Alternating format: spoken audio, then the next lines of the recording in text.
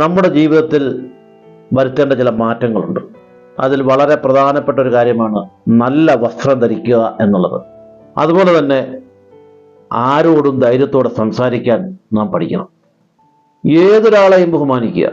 അത് ചെറിയതായാലും വലിയതായാലും ജാതിയുടെയോ മതത്തിൻ്റെയോ വർണ്ണത്തിൻ്റെയോ വർഗത്തിൻ്റെയോ പേരല്ല, ഏതൊരാളെയും ബഹുമാനിക്കാൻ പഠിക്കണം. ബഹുമാനിക്കാൻ പഠിക്കുക എന്നുള്ളതല്ല, ബഹുമാനിക്കണം. ആരെ കണ്ടായാലും പുഞ്ചിരിക്കുക.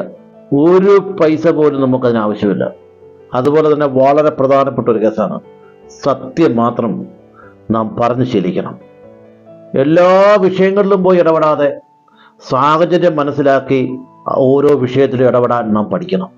എല്ലാ കാര്യത്തിലും നമ്മൾ ചെയ്യുന്ന എല്ലാ പ്രവർത്തനങ്ങളിലും നമുക്കൊരു ആത്മവിശ്വാസം ഉണ്ടാകണം. ജയപരാജയം എന്ന് പറഞ്ഞത് രണ്ടാമത്തതാണ്, പക്ഷെ ആത്മവിശ്വാസം എന്ന് പറയുന്നത് ഒന്നാമതായിരിക്കണം. എല്ലാ വിഷയങ്ങളെക്കുറിച്ചും പഠിക്കണം. അതിന്ന വിഷയമൊന്നുമില്ല. പഠിക്കാൻ പറ്റുന്ന ഏതൊരു അവസരം കിട്ടിയാലും ആ വിഷയത്തെക്കുറിച്ച് വളരെ ആത്മാർത്ഥമായി പഠിക്കാൻ നാം തയ്യാറാവാം. അങ്ങനെ പഠിക്കാൻ ശ്രമിക്കുമ്പോഴാണ് പല വിഷയങ്ങളെക്കുറിച്ച് നമുക്ക് അറിവുണ്ടാകുക. അറിവ് ആണ് ഏറ്റവും വലിയ സമ്പത്ത് എന്നുള്ളത് നമ്മുടെ മനസ്സിൽ എപ്പോഴും ഉണ്ടാവണം. അതുപോലെ തന്നെ വളരെ പ്രധാനപ്പെട്ട ഒരു കാര്യം, എല്ലാ കാര്യങ്ങളും നിരീക്ഷിക്കണം. ആ നിരീക്ഷണത്തിലൂടെ നമുക്ക് ഒരുപാട് കാര്യങ്ങൾ മനസ്സിലാക്കിയെടുക്കാൻ കഴിയും. ഇതൊരുപക്ഷെ നിങ്ങൾക്ക് ഇഷ്ടപ്പെടുമെന്നറിയത്തില്ല, പക്ഷേ നമ്മൾ ഇഷ്ടപ്പെടണം. ഏറ്റവും കൂടുതൽ ഭൂമി ലോകത്ത് നമ്മളെ ഇഷ്ടപ്പെടാൻ ആരെയുള്ളൂ? നമ്മളേ ഉള്ളൂ എന്നുള്ള ചിന്ത നമുക്കുണ്ടാവണം. എല്ലാ ആളുകളോടും നന്ദി ഉണ്ടാവണം. പ്രത്യേകിച്ച് നമ്മുടെ മാതാപിതാക്കളോട്, നമ്മുടെ സഹോദരങ്ങളോട്, അയൽവക്കക്കാരോട്, കുടുംബക്കാരോട്, നമ്മുടെ സമൂഹത്തോട് എല്ലാം നമുക്കൊരു നന്ദി കാണിക്കാനുള്ള ഒരു സാഹചര്യവും മനസ്സ് നമ്മൾ ഉണ്ടാക്കിയെടുക്കണം.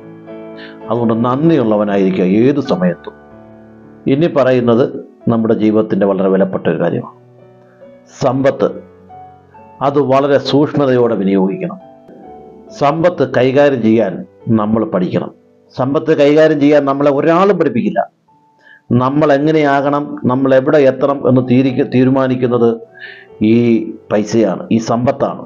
അതുകൊണ്ട് സമ്പത്തിൻ്റെ കാര്യത്തിൽ അത് കൈകാര്യം ചെയ്യുന്നത്, വിനിയോഗിക്കുന്നത്, വിനിമയം നടത്തുന്നത് വളരെ ശ്രദ്ധയോടുകൂടി കൈകാര്യം ചെയ്യാൻ നമ്മൾ ശീലിക്കണം.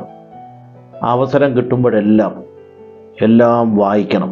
പുസ്തകങ്ങൾ വായിക്കണം, രചനകൾ വായിക്കണം, കഥകൾ വായിക്കണം, കവിതകൾ വായിക്കണം.